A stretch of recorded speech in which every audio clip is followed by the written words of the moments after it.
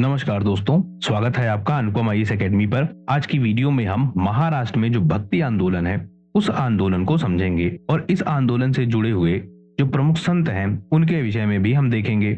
हम यह समझेंगे कि जो महाराष्ट्र का क्षेत्र है वहां पर भक्ति आंदोलन किस तरह से विकसित हुआ, उसके संत कौन से हैं, उनकी रचनाएं क्या हैं, उनके विचारधाराएं क्या हैं, इन सब को भी हम समझेंगे। और महाराष्ट्र का जो एक फेमस मंदिर है जिससे यह भक्ति आंदोलन सबसे ज्यादा कनेक्टेड है, या उसी मंदिर के आसपास यह भक्ति आंदोलन हमको दिखता है, उससे जो भीमराव अंबेडकर जी हैं वह किस प्रकार से कनेक्टेड हैं। तो वीडियो आप पूरा देखिएगा, तभी आप इसका पूरा लाभ उठा पाएंगे। जब हम महाराष्ट्र में भक्ति आंदोलन को देखते हैं तो यह पूरी तरह से किसके इर्द गिर्द घूमता है, जो आपके विठोवा है या फिर जो आपके विठल स्वामी हैं, उन्हीं के आसपास यह घूमता हुआ आंदोलन है कहाँ पर? यह पढ़नपुर में। तो पढ़नपुर में एक देवता है, देवता का नाम क्या है? विठोवा या फिर विठल। उन्हीं के नाम से मंदिर है और उसी मंदिर के आसपास यह पूरा भक्ति आंदोलन घूमता है। विठोवा को मानते क्या है?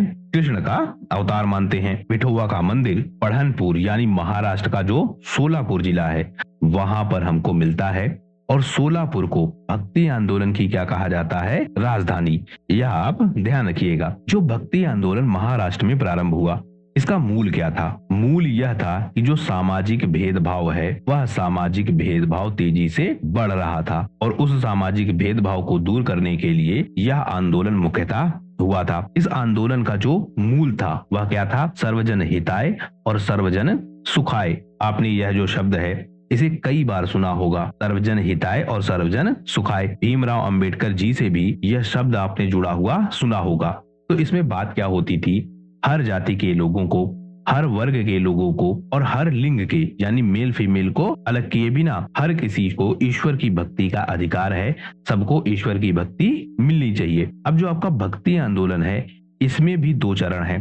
एक चरण आपका होगा ब्राह्मणवादी, दूसरा चरण आपका होगा गैर ब्राह्मणवादी। जो आपका ब्राह्मणवादी चरण होगा इसमें ब्राह्मणों का वर्चस्व होगा। जो गैर ब्राह्मणवादी है इनमें ब्राह्मणों के अलावा जो अन्य लोग हैं उनका भी वर्चस्व दिखेगा। जो ब्राह्मणवादी है वह क्या कहेंगे कि जो भक्ति है उन पर इनका अधिकार है, और जो गैर ब्राह्मणवादी है वह कहेंगे कि भक्ति पर सबका अधिकार है। तो इसी क्रम में यह आंदोलन चलेंगे। तो महाराष्ट्र में भी क्यों चल रहा है? क्योंकि जो आपके गैर ब्राह्मण हैं उनको भक्ति से दूर किया जा रहा है और उस भक्ति को पाने के लिए वह लोग क्या कर रहे हैं? आंदोलन कर रहे हैं। इसी क्रम में यह आंदोलन होता है कहाँ पर? विठोबा के मंदिर पर। इस मंदिर को सबके लिए खोला जाए, इसके लिए यह आंदोलन होता है। और यहाँ पर एक घटनाक्रम है। घटनाक्रम क्या है? एक पैदल यात्रा होती है हर साल। कहाँ पर? पढ़नपुर मंदिर पर। इसे क्या कहते हैं? वारी। यह शब्द आपको ध्यान रखना होगा। वारी यात्रा हर साल की जाती है। कब की जाती है? जो आषाढ़ी एकादशी है और जो कार्तिक की एकादशी है, यानी 2 बार, साल में 2 बार यह यात्रा की जाती है। कहाँ की जाती है? पढ़नपुर मंदिर में।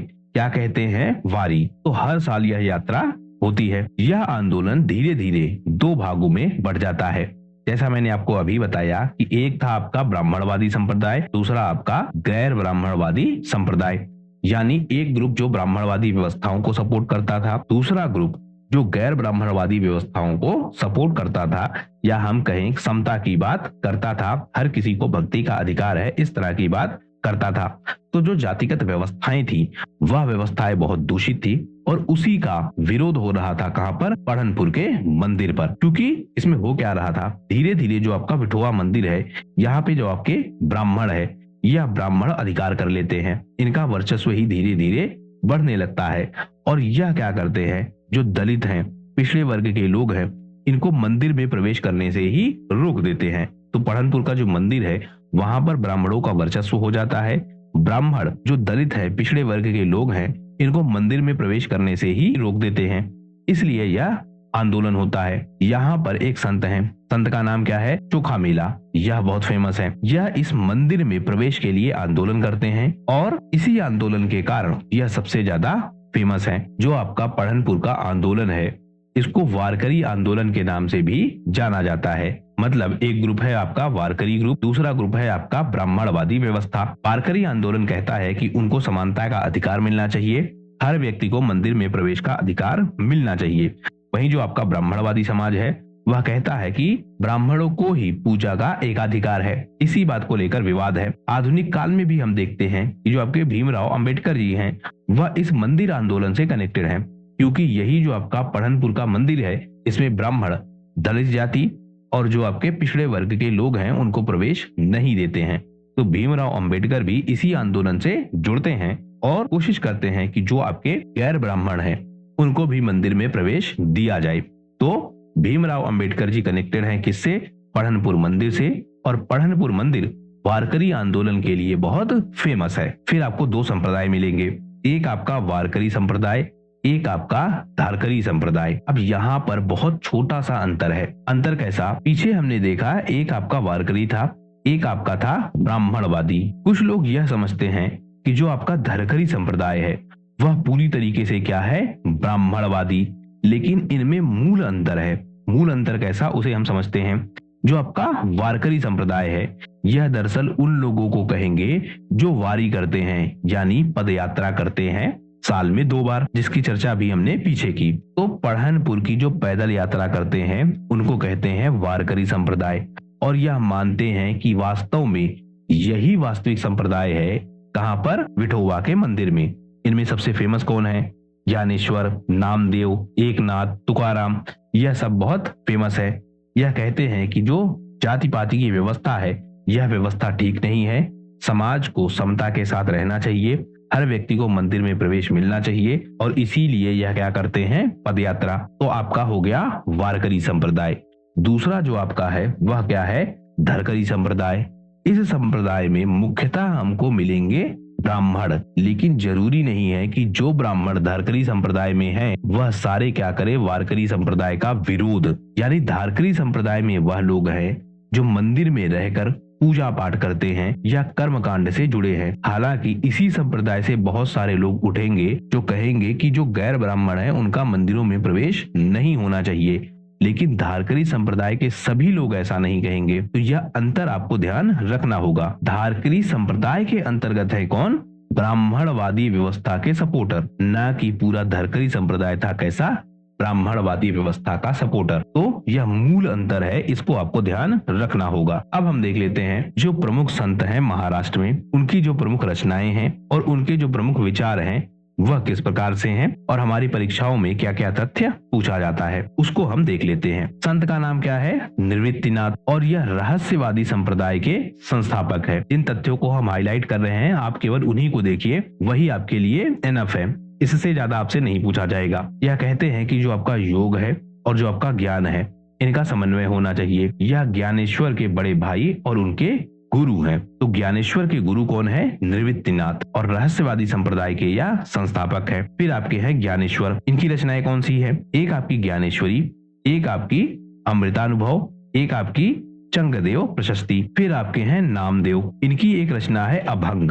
अभंग सबसे फेमस है क्योंकि अभंग के जो कुछ अंग है इनको शामिल किया गया है कहां पर? गुरु ग्रंथ साहिब में। इसके बाद है एकनाथ, इनकी रचनाएं क्या हैं? भावार्थ रामायण और रुक्मिणी स्वयंवर। जो अभंग है इसमें भी जो आपके एकनाथ हैं वह अपने कुछ अंश देते हैं, यानी अभंग में एकनाथ के भी अंश हैं और नामदेव के भी अंश हैं। फिर आपके हैं तुकाराम, तुकाराम के भी जो विचार हैं वह अभंग में मिलते हैं। और इनसे कनेक्टेड जो सबसे मेन चीज है वह यह है कि जो वारकरी पंथ है उसकी स्थापना की थी किसने?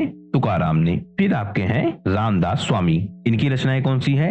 दासबोध और मांचे श्लोक। तो यह प्रमुख तत्व हैं जो संतों के विषय में आपको ध्यान रखनी है। अब हम देख लेते हैं रामदास को, मतलब इसमें से जो कुछ प्रमुख संत हैं जिनसे ज्यादा प्रश्न पूछे जाते हैं उनको देख लेते हैं। तो हम बात कर रहे हैं किसकी? रामदास की। यह शिवाजी के आध्यात्मिक गुरु थे। यह तथ्य पूछा जाता है कि शिवाजी के आध्यात्मिक गुरु कौन थे? तो वह थे कौन?